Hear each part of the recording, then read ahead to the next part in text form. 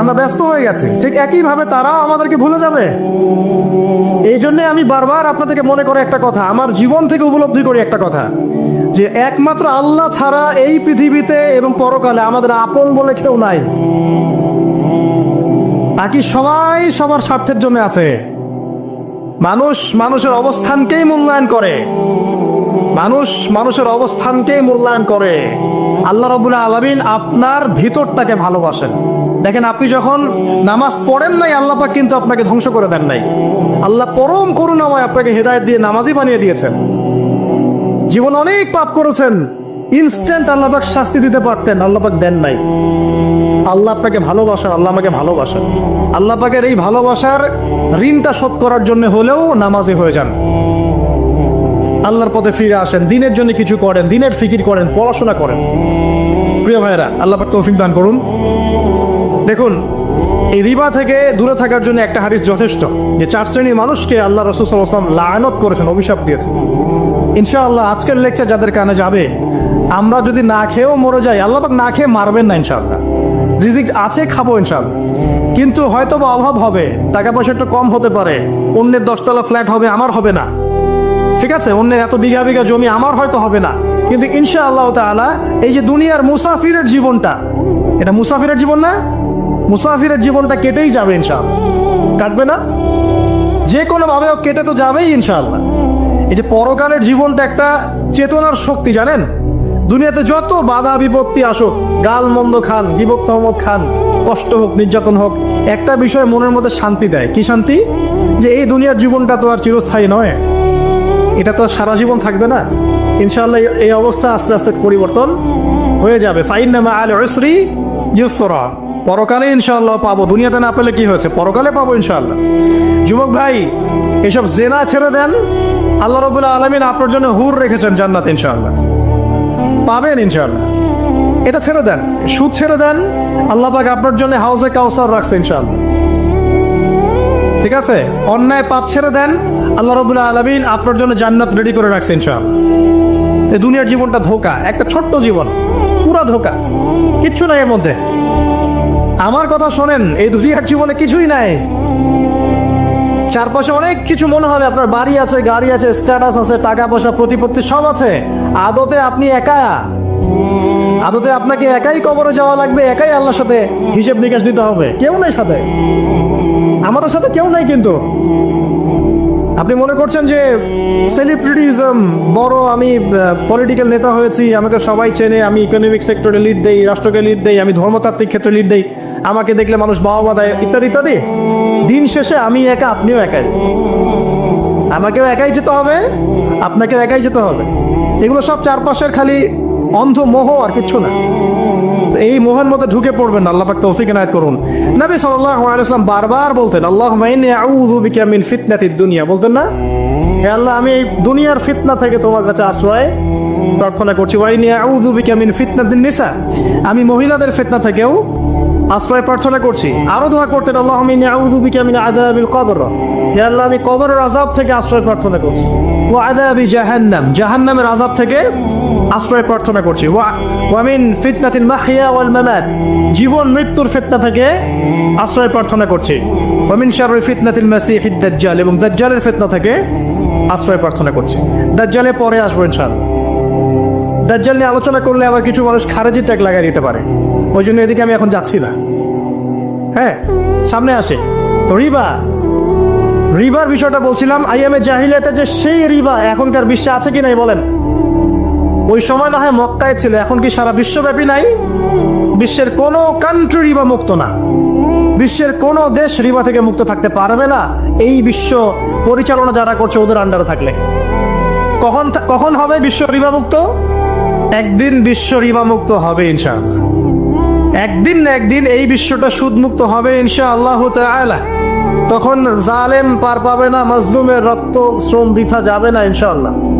কবে, কত বছর পর আমি জানি না, কিন্তু এতটুকু জানি যে মালহামার পরে যখন আল মাহদি আসবেন, এবং তারপর যখন মাসিহুদ দাজ্জাল বের হবে এবং ঈসা ইবনে মারইয়ামকে আল্লাহ পাক নামিয়ে দিবেন, তার হাতে যখন দাজ্জাল নিহত হবে এবং জেরুজালেম থেকে যখন পুরো বিশ্ব শাসন করা হবে মুসলিমদের হাতে, তখন রিবা বলে কিচ্ছু থাকবে না পৃথিবীর ইনশাআল্লাহ। তার আগ পর্যন্ত এই অবস্থা সলভ হবে কিনা আমরা জানি না, হতেও পারে নাও হতে পারে, তবে ওই সময় যে হবে নিশ্চিত ইনশাআল্লাহ। আসুন, আইয়ামে জাহিলিয়াতের আরেকটা বড় পাপ ছিল যে এক ভাই বলেছেন, সেটা হচ্ছে নারীর অবমাননা। কে বলেছে এই কথাটা? সামনে একজন। হ্যাঁ, আইয়ামে জাহিলিয়াতের অন্যতম একটা সেরা পাপ ছিল কি? নারীর অবমাননা। এটা নিয়ে কি বলতে হবে? এখন ধর্মের মধ্যেও আমরা নারীদেরকে অবমাননা করছি। বহু নামাজি ব্যক্তি আছে আমাদের মধ্যে, দেখবেন বোনের সম্পত্তি দেয় নাই, মেয়েকে শিক্ষিত করতে চাচ্ছেন না। কেন চাচ্ছেন না? ওর কি অধিকার নাই শিক্ষার? আপনি কি জানেন যে আয়েশা রাদিয়াল্লাহু আনহার কাছে বহু সাহাবী হাদিসের তালিম নিয়েছেন, বহু হাদিস শিখিয়েছেন কে? মা আয়েশা রাদিয়াল্লাহু আনহা। তো তিনি যদি শিক্ষিত না হতেন শেখাতে পারতেন? তো মেয়েদের শিক্ষার দরকার আছে না? হ্যাঁ, কি বিষয় দরকার? তাদের উপযুক্ত পরিবেশ নিশ্চিত করতে হবে, নিরাপত্তা, পর্দা এগুলো নিশ্চিত করতে হবে। তারপরে মেয়েদেরকে আপনি অবশ্যই শিক্ষিত করবেন। ঘরের কোণে বসে রাখতে কে বলেছে? আপনি নিরাপদ পরিবেশ দেন, পর্দা দেন, তারা মাদ্রাসা যাবে, পড়াশোনা করবে। ঠিক আছে? আল্লাহ পাক আমাদের মা বোনদেরকে শিক্ষিত করার তৌফিক দান করুন, আমিন। ভালো ভালো কোয়ালিটি সম্পন্ন মহিলা মাদ্রাসা গড়ে তোলেন। আর মেয়েরা যদি শিক্ষিত না হয় তাহলে আমাদের বাড়ির বউরা শিক্ষিত হবে না। আর বউ শিক্ষিত না হলে আপনি একা শিক্ষিত হয়ে লাভ দেয়। তখন ওই যে বললাম টর্চার সেল, ওই টর্চার সেলে ঢুকতে হবে আর কি। কথা বুঝতে পারছেন না? আগে বিয়ে শাদী করেন, বুঝবেন ইনশাআল্লাহ। আর যারা করেছেন তারা অলরেডি হাসছে যে মিটমিট করে দেন। ঠিক আছে? আচ্ছা, সামনে আসেন। দেখেন মেয়েদের অবমাননা কিভাবে দেখাবো। সবচেয়ে বড় অবমাননা হচ্ছে ওদের দেহটাকে আমরা এখন পণ্য বানিয়েছি। এই যে পর্নোগ্রাফি দেখেন, এই মেয়েগুলোর ইজ্জতের কোনো দাম নাই। মানে তাদের দেহটাকে একটা ব্যবসার সামগ্রী বানানো হয়েছে। এবং আমি একটা লেকচার দিয়েছিলাম ঢাকায়, নীল দর্পণ, দেখবেন অনলাইনে আছে। ওখানে আমি স্ট্যাটিস্টিক দেখিয়েছি যে সারা বিশ্বে এই যে আমেরিকায় শুধুমাত্র $12 বিলিয়ন ব্যবসা করে পর্ন দিয়ে। এটাকে ব্যবসা, একটা ইন্ডাস্ট্রি। যেমন ফিল্ম ইন্ডাস্ট্রি আছে, তারপরে গানের ইন্ডাস্ট্রি আছে না, এরকম একটা ইন্ডাস্ট্রি হচ্ছে এই পর্ন ইন্ডাস্ট্রি।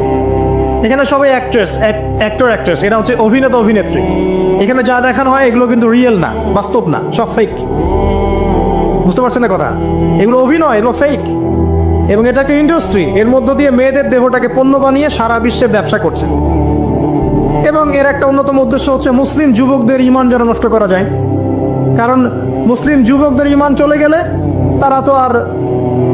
তারা নিশ্চিন্ত, ওদের পথে আর কেউ বাধা নাই। কারণ ওদের এই জুলুমের পথে বাধা যদি কেউ দিতে পারে তাহলে কারা দিবে?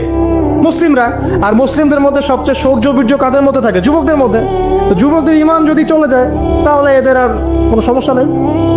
তো এই বিষয়টা খেয়াল করবেন যে এটা একটা ইন্ডাস্ট্রি। সো এখানে আমরা মেয়েদের দেহটাকে আমরা কি বানিয়েছি?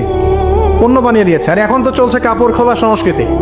প্রত্যেকটা সেক্টরে আপনি গিয়ে দেখবেন মেয়েদের ইজ্জত, সম্মান, আব্রুটাকে উন্মুক্ত করে এটাকে দিয়ে আমরা বিজনেস করছি আর কি। এটাকে বিজনেস। এখানে সমাধান কি? সমাধান আয়েশা রাদিয়াল্লাহু আনহা। সমাধান কে? সমাধান ফাতিমা রাদিয়াল্লাহু আনহা। সমাধান কে? সমাধান খাদিজা রাদিয়াল্লাহু আনহা। আমাদের মা, আমাদের বোন, আমাদের স্ত্রীদেরকে তাদের মতো করে মানুষ করতে হবে, গড়ে তুলতে হবে ইনশাআল্লাহ। দেখবেন নারীর সত্যিকারের সম্মান নিশ্চিত হবে ইনশাআল্লাহ। ইসলাম কি কখনো বলেছে যে মেয়েরা কাজ করতে পারবে না, পড়াশোনা করতে পারবে না ইত্যাদি? এই নাস্তিকরা তথ্যন্ত যুক্তি দিয়ে আক্রমণ করে। কে বলেছে সমস্যা? এমন ইসলামিক স্টেট আছে যেখানে একটা স্টুডিও, মনে করে স্টুডিও, ছবি তোলা হয়, কথার কথা, সেখানে সব কর্মী মহিলা, কোনো পুরুষ নাই। একটা মাদ্রাসা, সমস্ত কর্মী মহিলা, কোনো পুরুষ নাই। একটা স্কুল, সবাই মহিলা, কোনো পুরুষ নাই। ওখানে মেয়েরাই পড়ে, মেয়েরাই শেখায়। জায়েজ না জায়েজ বলেন? একটা নিরাপদ পরিবেশে যদি মেয়েরাই মেয়েদের দায়িত্ব নিয়ে পড়াশোনা করায়, ব্যবসা করে, অন্য কিছু করে, জায়েজ না জায়েজ? তাহলে পরিবেশ নিশ্চিত করাটা হচ্ছে চ্যালেঞ্জ। ইসলাম বলছে না যে আপনি তাকে একদম অজ্ঞ করে রেখে ঘরের কোণে ফেলায় রেখে দেন, তাকে আপনি পড়াশোনাও শিখাবেন না, সম্পত্তির অধিকারও দিবেন না, কিছুই না। এগুলো ইসলাম কখনো বলেনি। বলেছে? আরে বোকা মানুষ! রাসূলুল্লাহ সাল্লাল্লাহু আলাইহি ওয়াসাল্লামের সময় তো মহিলা সাহাবীরা উহুদের যুদ্ধ করেছে। কি শুনলেন? রাসূল সাল্লাল্লাহু আলাইহি ওয়াসাল্লামের সময় মহিলা সাহাবী উহুদের যুদ্ধও করেছে। উহুদের যুদ্ধের নাম শুনেছেন? ওখানে মহিলা সাহাবীও ছিল, তীরন্দাজ। তাহলে মহিলারা কি করে নাই নবীর যুগে? খাদিজা রাদিয়াল্লাহু আনহা যত বড় ব্যবসায়ী ছিলেন, এখন এত বড় ব্যবসায়ী পাবেন? কোনো মেয়ে আছে এত বড় ব্যবসায়ী? উসমান রাদিয়াল্লাহু আনহু যত বড় বিজনেসম্যান ছিলেন, এখন এত বড় বিজনেসম্যান আছে? তো কি ছিল না সেই স্বর্ণযুগে? ওই স্বর্ণযুগের সুন্নতি আমাদেরকে আমল করতে হবে। আল্লাহ পাক তৌফিক এনায়েত করুন, আমিন। প্রিয় মা ও বোনেরা, পর্দা ছাড়বেন না। আপনাদের জন্য 4টা কাজ: স্বামীর আনুগত্য করা, লজ্জাস্থানের হেফাজত করা, আপনার 5 ওয়াক্ত সালাত ঠিকঠাক মতো আদায় করা এবং রমজান মাসে সাওম রাখা। নবীজি বলেছেন সাল্লাল্লাহু আলাইহি ওয়াসাল্লাম, জান্নাতের যে কোনো দরজা দিয়ে ইচ্ছা আপনি প্রবেশ করতে পারবেন। আপনার জন্য সহজ। আর স্বামীর আনুগত্য বলতে আমি বুঝাইনি স্বামীর দাসত্ব করতে হবে, এটা বলিনি। এখনকার কিছু ফ্যামিলিস্ট মেয়ে আছে, ওরা আনুগত্য শব্দ মনে হয় যে দাসত্ব মনে হয়। আনুগত্য আর দাসত্ব এক জিনিস না। আনুগত্য কি? স্বামী কোরআন সুন্নাহর অনুকূলে কোনো কথা বলেছে, আপনি মানবেন। স্বামী বলছে পর্দা করো, তোমাকে ভালোবেসে বলছি তুমি পর্দা করো, তুমি আমার অনেক প্রিয় একজন মানুষ, তুমি বেপর্দায় বাইরে যাবা, লোকজন দেখবে, কেমন হয়? ঠিক আছে, তোমাকে তো আমি বিয়ে করেছি, তুমি আমার মানুষ, তোমাকে দেখবে কেন? ঠিক আছে, তো এখন স্বামী ভালো কথা বলেছে, আপনি শুনলেন, এটা আনুগত্য। আর ওই স্বামী যদি বলে আসো তো আমার কলিগরা এসেছে, ওকে খাবার সার্ভ করতে হবে, আসো খাবারটা পরিবেশন করো, এখন আপনি বেপর্দা হয়ে আপনার স্বামীর কলিগের সামনে খাবার পরিবেশন করতে শুরু করলেন, এটা কি আনুগত্য করতে হবে? এটা তখন আপনি আনুগত্য করবেন না।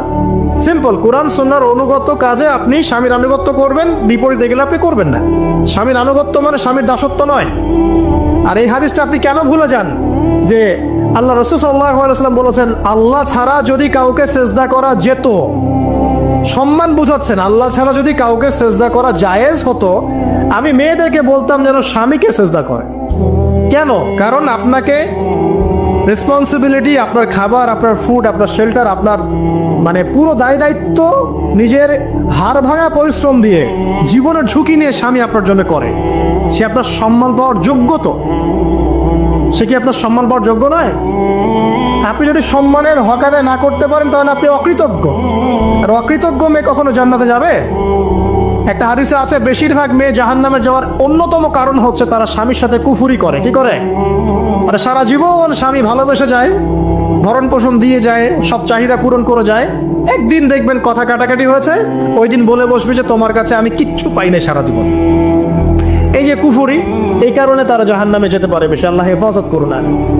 আরেকটা কারণ হচ্ছে যে বেপর্দা। আপনাকে 4টা মূলনীতি ফলো করতে হবে। 1, এমন কোনো পোশাক পরবেন না যে পোশাকটা আটো সাটো, যেটা পরলে আপনার গায়ের কাঠামো বোঝা যায়। এটা বোরখা হলেও পরা যাবে না।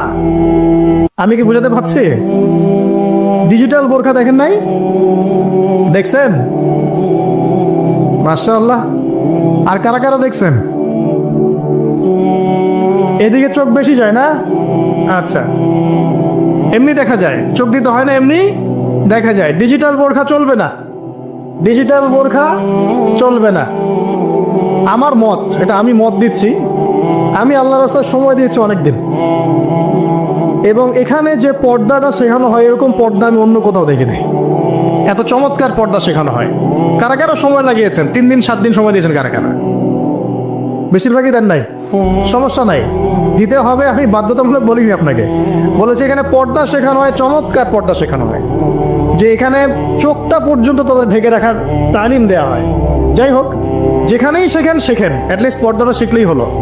এমন পোশাক হবে না যেই পোশাকটা আটো সাটো, যেটা পরে আপনার গায়ে কাঠামো বোঝা যায়। 2 নম্বরে, এমন পোশাক পরা যাবে না যে পোশাকটা পরলে বাহির থেকে ভিতরের অঙ্গ দেখা যায়। দেখেছেন?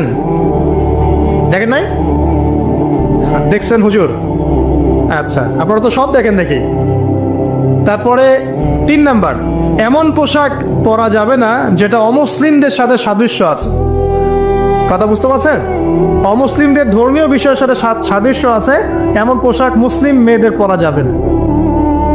এর মানে এই নয় যে অন্য ধর্মকে আপনি আক্রমণ করবেন, এটাও নয়। যে যার ধর্ম তাদের স্বাধীনতা মতো পালন করবে। মুসলিমরা বাধা দিবে? দিবে না। মুসলিমরা দাওয়াত দিতে পারে। কি করতে পারে? দাওয়াত দিতে পারে যে ভাই, এই যে লা ইলাহা ইল্লাল্লাহ কনসেপ্ট আপনাকে বুঝাচ্ছি, আল্লাহ ছাড়া কোনো মাবুদ নাই, মুহাম্মদ সাল্লাল্লাহু আলাইহি ওয়াসাল্লাম সর্বশেষ রাসূল, এই কোরআন পড়ুন, হাদিস পড়ুন, দেখুন এটাই হচ্ছে মানবতার মুক্তির সনদ। এরপর যদি সে ইসলাম কবুল করে আলহামদুলিল্লাহ, যদি না করে এর হিসাব কে দিবে? সে নিজে দিবে। এর হিসাব কি আমাকে দেওয়া লাগবে? দেওয়া লাগবে না। তো অমুসলিমদের সাথে সাদৃশ্য হচ্ছে এমন পোশাক চলবে না। আর 4 হচ্ছে, পুরুষরা মেয়েদের পোশাক পরতে পারবে না মেয়েরা পুরুষদের পোশাক পরতে পারবে না। জি, আপনাদেরকেই বলছি, আপনারা জিন্স পরতে পারবেন না, মেয়েদেরকে বলছি, এবং টি শার্ট পরতে পারবেন না। আপনারা ওই যে যা ইচ্ছা তাই ড্রেস পরে বলবেন যে হাজার বছরের সভ্যতা সংস্কৃতি, এসব বাজে কথা চলবে না এখানে। এটা হাজার বছরে কোনোদিন আমাদের দাদা নানিরা এগুলা কখনো পরে নাই। পরছে? আপনার দাদি কখনো এরকম পরছিল শাড়ি? তো এই যে বললো হাজার বছর থেকে পরে আসতেছে নাকি। সুবহানাল্লাহ। তো এখানে বিষয়টা হচ্ছে পুরুষ মেয়ের পোশাক পরতে পারবে না, মেয়ে পুরুষের পোশাক পরতে পারবে না। আমি খুব সংক্ষিপ্ত করে আপনাকে কোরআন সুন্নাহ থেকে 4টা মূলনীতি বলে দিলাম। এই 4টা মূলনীতি কোরআনেও আছে, হাদিসেও আছে। আসেন, এই যে নারীর অবমাননা, এই বিষয়টা আইয়ামে জাহিলিয়াতে যেমন ছিল, এখন দেখবেন আরো বড় পরিসরে এসেছে। আসলে এই যে ফ্যাশন শো, দেহের প্রদর্শনী, বিভিন্ন ফিল্মস দেখবেন, ফিল্ম ইন্ডাস্ট্রিজে দেখবেন, মিউজিকে দেখবেন, পর্নে দেখবেন, মেয়েদের দেহটাকে নিয়ে ব্যবসা করা হচ্ছে। আগে তো না হয় কন্যা সন্তান হলে জীবন্ত পুঁতে ফেলতো নাকি, এখন যদি গর্ভের বাচ্চা মেয়ে জানে, অনেকে আগেই মেরে ফেলায়। বোঝেন নাই মনে হয়? অনেকে যদি জানে যে গর্ভে মেয়ে সন্তান আছে, আগেই মেরে ফেলায়। এমন অনেক দেশ আছে, আমি নাম বলছি না দেশের সঙ্গত কারণে, যে সে দেশে এরকম মেয়ে সন্তানকে এই যে খালাস করে ফেলার, নষ্ট করে ফেলার, ভ্রূণ নষ্ট করার আলাদা ক্লিনিক আছে, আলাদা হসপিটাল আছে। বলে নাউজুবিল্লাহ। তো আসলে ওই 1450 বছর আগের মানুষটা বেশি বর্বর ছিল না আমরা বেশি বর্বর? এই যে অধিকারের কথা বলে বলে আমরা মেয়েদের দেহটাকে নিয়ে এখন মস্করা করছি, তামাশা করছি। সবচেয়ে সেরা অধিকার কোথায় পাবে? কোরআনে পাবে, হাদিসে পাবে, ইসলামে পাবে। তার পর্দা নিশ্চিত হবে, দেহ সেফ থাকবে, তার ইজ্জত নিশ্চিত হবে, ইজ্জত সেফ থাকবে, তার সম্মান সেফ থাকবে, তাকে রাজরানীর মতো স্বামী বাসায় রাখবে, কারণ সে হচ্ছে তার কাছে সবচেয়ে মূল্যবান প্রিয় বস্তু। শুধু তাই নয়, সম্পত্তির অধিকার তাকে দিতে হবে। একজন মেয়ে তার ভাইয়ের সম্পত্তি পাবে, তার বাবার সম্পত্তি পাবে, তার স্বামীর সম্পত্তি পাবে, সব দিক থেকে সে সম্পত্তি পাবে। আর একজন ছেলে কিন্তু সব দিক থেকে সম্পত্তি পাবে না। তো এই বিষয়গুলো যখন এক শ্রেণীর মানুষ বোঝে না, তখন ইসলামের বিরুদ্ধে অহেতুক প্রপাগান্ডা চালানো শুরু করে। সবচেয়ে সেরা সম্মান রক্ষার উদাহরণ দেয়া হয়েছে ইসলামে, কোরআনে এবং হাদিসে। এই কথাটা আপনাদের মা বোনদেরকে বুঝাবেন, তবে নম্রতার সাথে বুঝাবেন, কারণ উচ্চ বাচ্চা করলে তারা কথা শুনবে না। আল্লাহ রাসূল সাল্লাল্লাহু আলাইহি ওয়াসাল্লাম বলেছেন, কিছুটা বাঁকা হাত দিয়ে তাদেরকে তৈরি করা হয়েছে। যদি আপনি শক্ত করে চাপ দিতে যান তাহলে ভেঙে যাবে, আর যদি আপনি ওই অবস্থায় ছেড়ে দেন তাহলে বাঁকাই থেকে যাবে। এখানে আপনাকে হিকমা অবলম্বন করতে হবে। আল্লাহ পাক তৌফিক দান করুন। একটা বিষয় বলছিলাম, ওই যে শিরকের পাপ এখন গ্লোবালাইজেশন হয়েছে না, ওই সুদের পাপ এখন গ্লোবালাইজেশন হয়েছে না। গ্লোবালাইজেশন বোঝেন? মানে বিশ্বায়ন, পুরো বিশ্বে ছড়িয়ে পড়েছে না। আরেকটা হচ্ছে এই যে মেয়েদের অবমাননা, এটা সারা বিশ্বে ছড়িয়ে পড়ে নাই। আচ্ছা, আর দুটা বলবো, এরপর বলে আমি শেষের দিকে যাচ্ছি। আসেন, একটা হচ্ছে মাদক। আইয়ামে জাহিলিয়াতের অন্যতম সেরা পাপ ছিল কি? মাদক। ওই যে বলছেন জাহিলি যুগ, কেন বলছেন জাহিলি যুগ? বিকজ ওইখানে মাদক খেত মানুষ বেশি। এখন বলেন, ওখানে না হয় মক্কায় মাদক খেত মানুষ, এখন সারা বিশ্বে মাদক ছড়িয়ে পড়ে নাই? বেশি না কম? এখন এই যে নতুন নতুন মাদক আসছে, ইয়াবা, আরো নাকি কি কি আসছে নতুন নতুন, আমরা নামও জানি না। এই যে গাজার নাম জানি, ফেন্সিডিলের নাম জানি, আর কি কি আছে, হিরোইন বলেন আর দু একটা, আফিম, আর কি আছে? হ্যাঁ, রেন্ডি, সুবহানাল্লাহ, এই নামও কখনো শুনি নাই আমি। আচ্ছা শোনেন, বিষয়টা হচ্ছে, দেখুন এই বিষয়টা কি হালাল না হারাম? আচ্ছা, এটাকে যদি আমরা হালাল করে নেই তাহলে কি হবে? কুফরি হবে না শিরক হবে? শিরক কুফর দুটোই হচ্ছে। কিন্তু এখন মক্কার কিছু মানুষ মাদক খেয়েছে বুঝলাম, আল্লাহ রাব্বুল আলামিন ধাপে ধাপে এখান থেকে বের করেছেন। প্রথমে বলেছেন মদ খেয়ে নামাজের ধার কাছে যেও না। হ্যাঁ, তারপরে বলেছেন এই যে মাদকে কিছুটা উপকার আছে কিন্তু বেশি ক্ষতি। তারপর বলেছেন খেয়ে নামাজের কাছে যেও না। তারপর ধাপে ধাপে শেষের দিকে এসে আল্লাহ পাক বলেছেন যে এটাকে ছেড়ে দাও। সূরা মাইদায় পড়ে দেখেন, এটা শয়তানের কাজ। তখন সাহাবায়ে কেরাম রাদিয়াল্লাহু আনহুম পুরোপুরি মাদক থেকে নিজেদেরকে মুক্ত করলেন। এরপরে কি কখনো তারা মাদক ছুঁয়েও দেখেছেন? বরং মাদক দ্রব্য সেবন করলে 40টা লাঠি বেত্রাঘাত করতে হয়, ইসলামিক শাস্তি। কয়টা লাঠি? আর ওমর রাদিয়াল্লাহু আনহুর সময়ে 40 লাঠিকে বাড়িয়ে 80 লাঠি করা হয়েছিল। কত লাঠি? আমরা ব্যস্ত হয়ে গেছি, ঠিক একইভাবে তারাও আমাদেরকে ভুলে যাবে। এই জন্য আমি বারবার আপনাদেরকে মনে করে একটা কথা, আমার জীবন থেকে উপলব্ধি করি একটা কথা, যে একমাত্র আল্লাহ ছাড়া এই পৃথিবীতে এবং পরকালে আমাদের আপন বলে কেউ নাই। বাকি সবাই সবার স্বার্থের জন্য আছে। মানুষ মানুষের অবস্থানকেই মূল্যায়ন করে, মানুষ মানুষের অবস্থানকেই মূল্যায়ন করে। আল্লাহ রাব্বুল আলামিন আপনার ভিতরটাকে ভালোবাসেন। দেখেন, আপনি যখন নামাজ পড়েন নাই, আল্লাহ পাক কিন্তু আপনাকে ধ্বংস করে দেন নাই। আল্লাহ পরম করুণাময় আপনাকে হেদায়েত দিয়ে নামাজি বানিয়ে দিয়েছেন। জীবন অনেক পাপ করেছেন, ইনস্ট্যান্ট আল্লাহ পাক শাস্তি দিতে পারতেন, আল্লাহ পাক দেন নাই। আল্লাহ আপনাকে ভালোবাসেন, আল্লাহ আমাকে ভালোবাসেন। আল্লাহ পাকের এই ভালোবাসার ঋণটা শোধ করার জন্য হলেও নামাজি হয়ে যান, আল্লাহর পথে ফিরে আসেন, দিনের জন্য কিছু করেন, দিনের ফিকির করেন, পড়াশোনা করেন। প্রিয় ভাইয়েরা, আল্লাহ পাক তৌফিক দান করুন। দেখুন, এই রিবা থেকে দূরে থাকার জন্য একটা হাদিস যথেষ্ট, যে 4 শ্রেণীর মানুষকে আল্লাহ রাসূল সাল্লাল্লাহু আলাইহি ওয়াসাল্লাম লাআনত করেছেন, অভিশাপ দিয়েছেন। ইনশাআল্লাহ আজকের লেকচার যাদের কানে যাবে, আমরা যদি না খেয়েও মরে যাই, আল্লাহ পাক না খেয়ে মারবেন না ইনশাআল্লাহ। রিজিক আছে, খাবো ইনশাআল্লাহ। কিন্তু হয়তো বা অভাব হবে, টাকা পয়সা একটু কম হতে পারে, অন্যের 10 তলা ফ্ল্যাট হবে, আমার হবে না, ঠিক আছে, অন্যের এত বিঘা বিঘা জমি আমার হয়তো হবে না।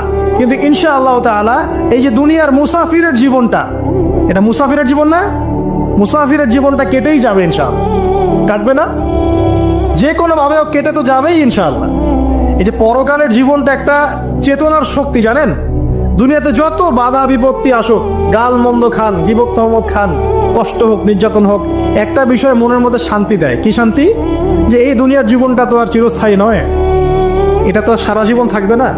ইনশাআল্লাহ এই অবস্থা আস্তে আস্তে পরিবর্তন হয়ে যাবে। ফাইন্না মাআল উসরি ইউসরা, পরকালে ইনশাআল্লাহ পাবো। দুনিয়াতে না পেলে কি হয়েছে, পরকালে পাবো ইনশাআল্লাহ।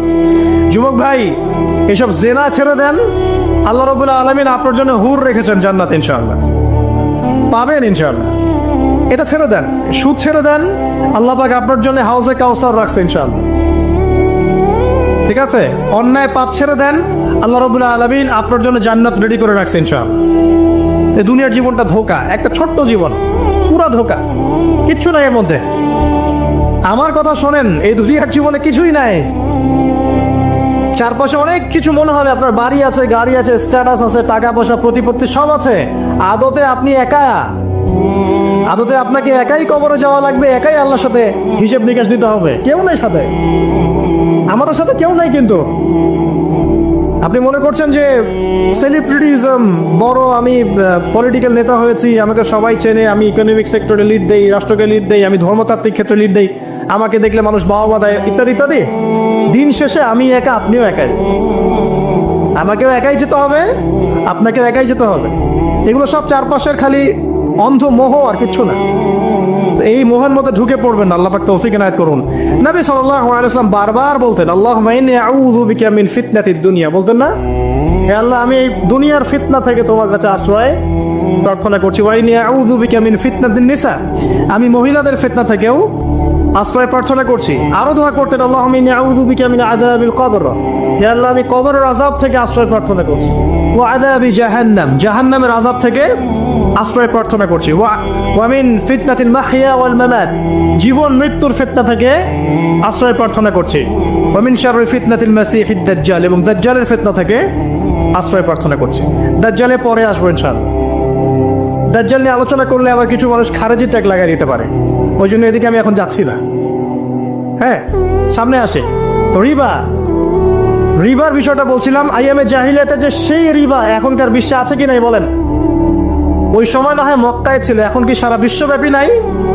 বিশ্বের কোন কান্ট্রি রিবা মুক্ত না, বিশ্বের কোন দেশ রিবা থেকে মুক্ত থাকতে পারবে না, এই বিশ্ব পরিচালনা যারা করছে ওদের আন্ডারে থাকলে।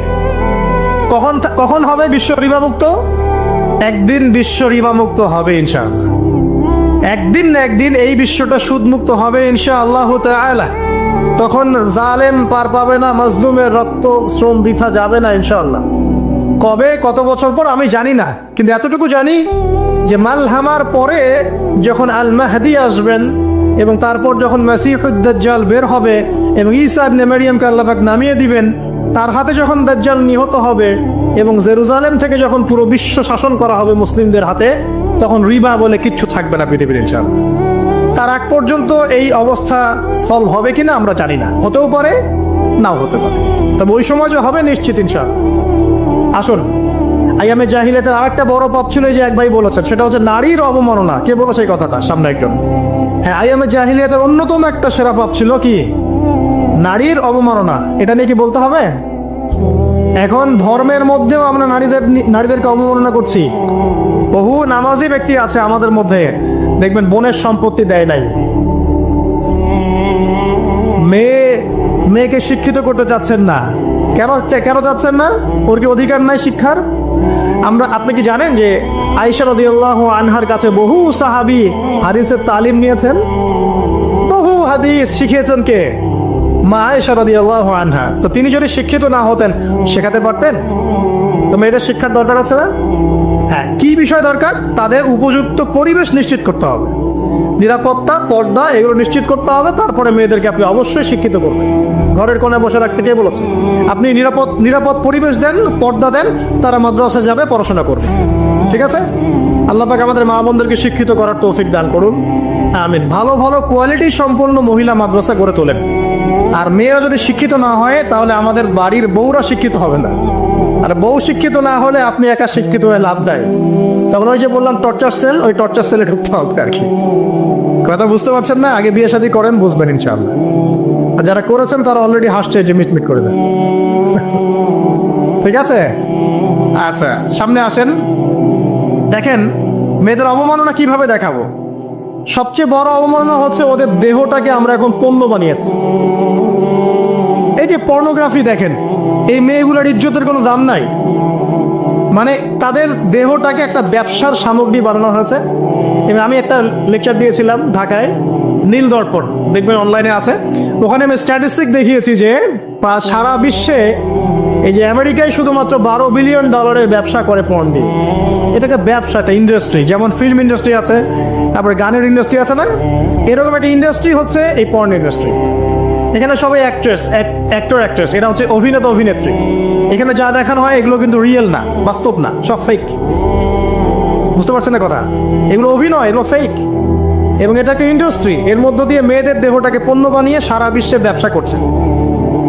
এবং এর একটা অন্যতম উদ্দেশ্য হচ্ছে মুসলিম যুবকদের ঈমান যেন নষ্ট করা যায়। কারণ মুসলিম যুবকদের ঈমান চলে গেলে তারা নিশ্চিন্ত, ওদের পথে আর কেউ বাধা নাই। কারণ ওদের এই জুলুমের পথে বাধা যদি কেউ দিতে পারে তাহলে কারা দিবে? মুসলিমরা। আর মুসলিমদের মধ্যে সবচেয়ে শৌর্য বীর্য কাদের মধ্যে থাকে? যুবকদের মধ্যে। তো যুবকদের ঈমান যদি চলে যায় তাহলে এদের আর কোনো সমস্যা নেই। তো এই বিষয়টা খেয়াল করবেন যে এটা একটা ইন্ডাস্ট্রি। সো এখানে আমরা মেয়েদের দেহটাকে আমরা কি বানিয়েছি? পণ্য বানিয়ে দিয়েছে। আর এখন তো চলছে কাপড় খোলা সংস্কৃতি। প্রত্যেকটা সেক্টরে আপনি গিয়ে দেখবেন মেয়েদের ইজ্জত, সম্মান, আব্রুটাকে উন্মুক্ত করে এটাকে দিয়ে আমরা বিজনেস করছি। আর এটা একটা বিজনেস। এখানে সমাধান কি? সমাধান আয়েশা রাদিয়াল্লাহু আনহা। সমাধান কে? সমাধান ফাতিমা রাদিয়াল্লাহু আনহা। সমাধান কে? সমাধান খাদিজা রাদিয়াল্লাহু আনহা। আমাদের মা, আমাদের বোন, আমাদের স্ত্রীদেরকে তাদের মতো করে মানুষ করতে হবে, গড়ে তুলতে হবে ইনশাআল্লাহ। দেখবেন নারীর সত্যিকারের সম্মান নিশ্চিত হবে ইনশাআল্লাহ। ইসলাম কি কখনো বলেছে যে মেয়েরা কাজ করতে পারবে না, পড়াশোনা করতে পারবে না ইত্যাদি? এই নাস্তিকরা তো ঠুনকো যুক্তি দিয়ে আক্রমণ করে। কে বলেছে? সমস্যা এমন ইসলামিক স্টেট আছে যেখানে একটা স্টুডিও, মনে করে স্টুডিও, ছবি তোলা হয়, কথার কথা, সেখানে সব কর্মী মহিলা, কোনো পুরুষ নাই। একটা মাদ্রাসা, সমস্ত কর্মী মহিলা, কোনো পুরুষ নাই। একটা স্কুল, সবাই মহিলা, কোনো পুরুষ নাই। ওখানে মেয়েরাই পড়ে, মেয়েরাই শেখায়। জায়েজ না জায়েজ বলেন? একটা নিরাপদ পরিবেশে যদি মেয়েরাই মেয়েদের দায়িত্ব নিয়ে পড়াশোনা করায়, ব্যবসা করে, অন্য কিছু করে, জায়েজ না জায়েজ? তাহলে পরিবেশ নিশ্চিত করাটা হচ্ছে চ্যালেঞ্জ। ইসলাম বলছে না যে আপনি তাকে একদম অজ্ঞ করে রেখে ঘরের কোণে ফেলায় রেখে দেন, তাকে আপনি পড়াশোনাও শিখাবেন না, সম্পত্তির অধিকারও দিবেন না, কিছুই না। এগুলো ইসলাম কখনো বলেনি। বলেছে? আরে বোকা মানুষ, রাসূলুল্লাহ সাল্লাল্লাহু আলাইহি ওয়াসাল্লামের সময় তো মহিলা সাহাবীরা উহুদের যুদ্ধ করেছে। কি শুনলেন? রাসূল সাল্লাল্লাহু আলাইহি ওয়াসাল্লামের সময় মহিলা সাহাবী উহুদের যুদ্ধও করেছে। উহুদের যুদ্ধের নাম শুনেছেন? ওখানে মহিলা সাহাবীও ছিল, তীরন্দাজ। তাহলে মহিলারা কি করে নাই নবীর যুগে? আর খাদিজা রাদিয়াল্লাহু আনহা যত বড় ব্যবসায়ী ছিলেন, এখন এত বড় ব্যবসায়ী পাবেন? কোন মেয়ে আছে এত বড় ব্যবসায়ী? উসমান রাদিয়াল্লাহু আনহু যত বড় বিজনেসম্যান ছিলেন, এখন এত বড় বিজনেসম্যান আছে? তো কি ছিল না সেই স্বর্ণযুগে? ওই স্বর্ণযুগের সুন্নতি আমাদেরকে আমল করতে হবে। আল্লাহ পাক তৌফিক এনায়েত করুন, আমিন। প্রিয় মা ও বোনেরা, পর্দা ছাড়বেন না। আপনাদের জন্য 4টা কাজ: স্বামীর আনুগত্য করা, লজ্জাস্থানের হেফাজত করা, আপনার 5 ওয়াক্ত সালাত ঠিকঠাক মতো আদায় করা এবং রমজান মাসে সাওম রাখা।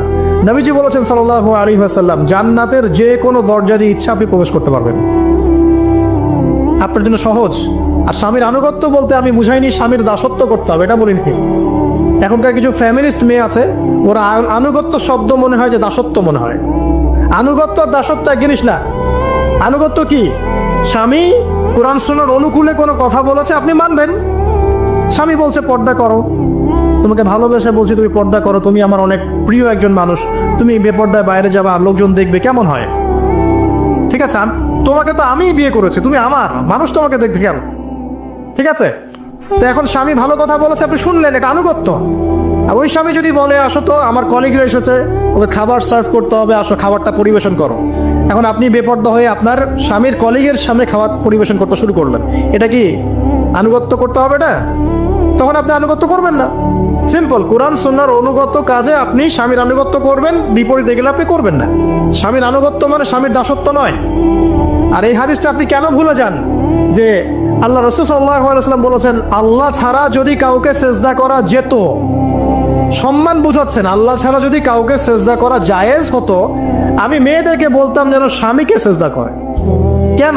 কারণ আপনাকে রেসপন্সিবিলিটি, আপনার খাবার, আপনার ফুড, আপনার শেল্টার, আপনার মানে পুরো দায় দায়িত্ব নিজের হাড় ভাঙা পরিশ্রম দিয়ে, জীবনের ঝুঁকি নিয়ে স্বামী আপনার জন্য করে। সে আপনার সম্মান পাওয়ার যোগ্য তো? সে কি আপনার সম্মান পাওয়ার যোগ্য নয়? আপনি যদি সম্মানের হক আদায় না করতে পারেন তাহলে আপনি অকৃতজ্ঞ। আর অকৃতজ্ঞ মেয়ে কখনো জান্নাতে যাবে? একটা হাদিসে আছে, বেশিরভাগ মেয়ে জাহান্নামে যাওয়ার অন্যতম কারণ হচ্ছে তারা স্বামীর সাথে কুফুরি করে। কি করে?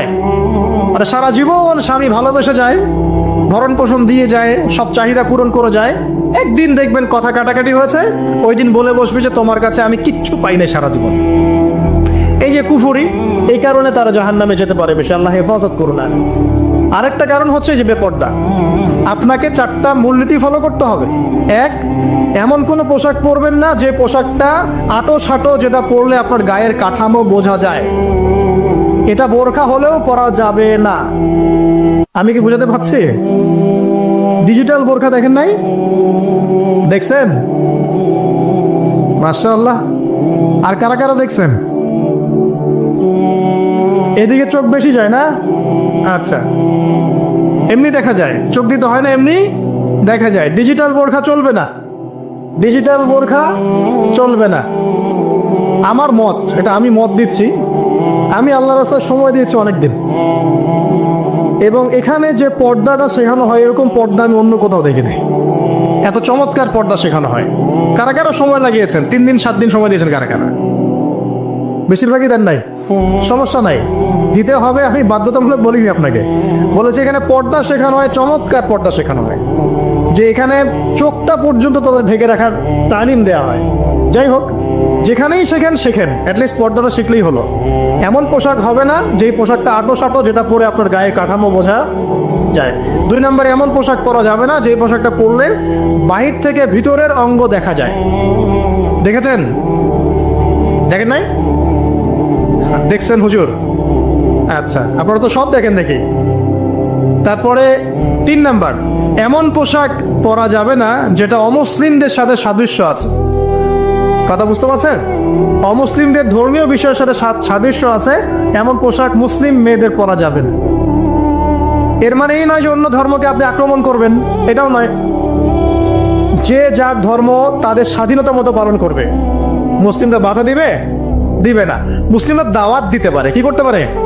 দাওয়াত দিতে পারে যে ভাই, এই যে লা ইলাহা ইল্লাল্লাহ কনসেপ্ট আপনাকে বুঝাচ্ছি, আল্লাহ ছাড়া কোনো মাবুদ নাই, মুহাম্মদ সাল্লাল্লাহু আলাইহি ওয়াসাল্লাম সর্বশেষ রাসূল, এই কোরআন পড়ুন, হাদিস পড়ুন, দেখুন এটাই হচ্ছে মানবতার মুক্তির সনদ। এরপর যদি সে ইসলাম কবুল করে আলহামদুলিল্লাহ, যদি না করে এর হিসাব কে দিবে? সে নিজে দিবে। এর হিসাবকে আমাকে দেওয়া লাগবে না। তো অমুসলিমদের সাথে সাদৃশ্য হচ্ছে এমন পোশাক চলবে না। আর 4 হচ্ছে, পুরুষরা মেয়েদের পোশাক পরতে পারবে না, মেয়েরা পুরুষদের পোশাক পরতে পারবে না। জি, আপনাদেরকেই বলছি, আপনারা জিন্স পরতে পারবেন না, মেয়েদেরকে বলছি, এবং টি শার্ট পরতে পারবেন না। আপনারা ওই যে যা ইচ্ছা তাই ড্রেস পরে বলবেন যে 1000 বছরের সভ্যতা সংস্কৃতি, এসব বাজে কথা চলবে না এখানে। এটা 1000 বছরে কোনোদিন আমাদের দাদা নানিরা এগুলা কখনো পরে নাই। পরছে? আপনার দাদি কখনো এরকম পরছিল শাড়ি? তো এই যে বললো 1000 বছর থেকে পরে আসতেছে নাকি? সুবহানাল্লাহ। তো এখানে বিষয়টা হচ্ছে পুরুষ মেয়ের পোশাক পরতে পারবে না, মেয়ে পুরুষের পোশাক পড়তে পারবে না। আমি খুব সংক্ষিপ্ত করে আপনাকে কোরআন সুন্নাহ থেকে 4টা মূলনীতি বলে দিলাম। এই 4টা মূলনীতি কোরআনেও আছে, হাদিসেও আছে। আসেন, এই যে নারীর অবমাননা, এই বিষয়টা আইয়ামে জাহিলিয়াতে যেমন ছিল, এখন দেখবেন আরো বড় পরিসরে এসেছে। আসলে এই যে ফ্যাশন শো, দেহের প্রদর্শনী, বিভিন্ন ফিল্মস দেখবেন, ফিল্ম ইন্ডাস্ট্রিজে দেখবেন, মিউজিকে দেখবেন, পর্নে দেখবেন, মেয়েদের দেহটাকে নিয়ে ব্যবসা করা হচ্ছে। আগে তো না হয় কন্যা সন্তান হলে জীবন্ত পুঁতে ফেলতো নাকি? এখন যদি গর্ভের বাচ্চা মেয়ে জানে, অনেকে আগেই মেরে ফেলায়। বোঝেন নাই মনে হয়? অনেকে যদি জানে যে গর্ভে মেয়ে সন্তান আছে, আগেই মেরে ফেলায়। এমন অনেক দেশ আছে, আমি নাম বলছি না দেশের সঙ্গত কারণে, যে সে দেশে এরকম মেয়ে সন্তানকে এই যে খালাস করে ফেলার, নষ্ট করে ফেলার, ভ্রূণ নষ্ট করার আলাদা ক্লিনিক আছে, আলাদা হসপিটাল আছে। বলে নাউজুবিল্লাহ। তো আসলে ওই 1450 বছর আগের মানুষটা বেশি বর্বর ছিল না, আমরা বেশি বর্বর? এই যে অধিকারের কথা বলে বলে আমরা মেয়েদের দেহটাকে নিয়ে এখন মস্করা করছি, তামাশা করছি। সবচেয়ে সেরা অধিকার কোথায় পাবে? কোরআনে পাবে, হাদিসে পাবে, ইসলামে পাবে। তার পর্দা নিশ্চিত হবে, দেহ সেফ থাকবে, তার ইজ্জত নিশ্চিত হবে, ইজ্জত সেফ থাকবে, তার সম্মান সেফ থাকবে, তাকে রাজরানীর মতো স্বামী বাসায় রাখবে, কারণ সে হচ্ছে তার কাছে সবচেয়ে মূল্যবান প্রিয় বস্তু। শুধু তাই নয়, সম্পত্তির অধিকার তাকে দিতে হবে। একজন মেয়ে তার ভাইয়ের সম্পত্তি পাবে, তার বাবার সম্পত্তি পাবে, তার স্বামীর সম্পত্তি পাবে, সব দিক থেকে সে সম্পত্তি পাবে। আর একজন ছেলে কিন্তু সব দিক থেকে সম্পত্তি পাবে না। তো এই বিষয়গুলো যখন এক শ্রেণীর মানুষ বোঝে না, তখন ইসলামের বিরুদ্ধে অহেতুক প্রপাগান্ডা চালানো শুরু করে। সবচেয়ে সেরা সম্মান রক্ষার উদাহরণ দেয়া হয়েছে ইসলামে, কোরআনে এবং হাদিসে। এই কথাটা আপনাদের মা বোনদেরকে বুঝাবেন, তবে নম্রতার সাথে বুঝাবেন, কারণ উচ্চবাচ্য করলে তারা কথা শুনবে না। আল্লাহ রাসূল সাল্লাল্লাহু আলাইহি ওয়াসাল্লাম বলেছেন, কিছুটা বাঁকা হাত দিয়ে তাদেরকে তৈরি করা হয়েছে। যদি আপনি শক্ত করে চাপ দিতে যান তাহলে ভেঙে যাবে, আর যদি আপনি ওই অবস্থায় ছেড়ে দেন তাহলে বাঁকাই থেকে যাবে। এখানে আপনাকে হিকমা অবলম্বন করতে হবে। আল্লাহ পাক তৌফিক দান করুন। একটা বিষয় বলছিলাম, ওই যে শিরকের পাপ এখন গ্লোবালাইজেশন হয়েছে না, ওই সুদের পাপ এখন গ্লোবালাইজেশন হয়েছে না। গ্লোবালাইজেশন বোঝেন? মানে বিশ্বায়ন, পুরো বিশ্বে ছড়িয়ে পড়েছে না। আরেকটা হচ্ছে এই যে মেয়েদের অবমাননা, এটা সারা বিশ্বে ছড়িয়ে পড়ে নাই। আচ্ছা, আর দুটো বলবো, এরপর বলে আমি শেষের দিকে যাচ্ছি। আসেন, একটা হচ্ছে মাদক। আইয়ামে জাহিলিয়াতের অন্যতম সেরা পাপ ছিল কি? মাদক। ওই যে বলছেন জাহিলি যুগ, কেন বলছেন জাহিলি যুগ? বিকজ ওইখানে মাদক খেত মানুষ বেশি। এখন বলেন, ওখানে না হয় মক্কায় মাদক খেত মানুষ, এখন সারা বিশ্বে মাদক ছড়িয়ে পড়ে নাই?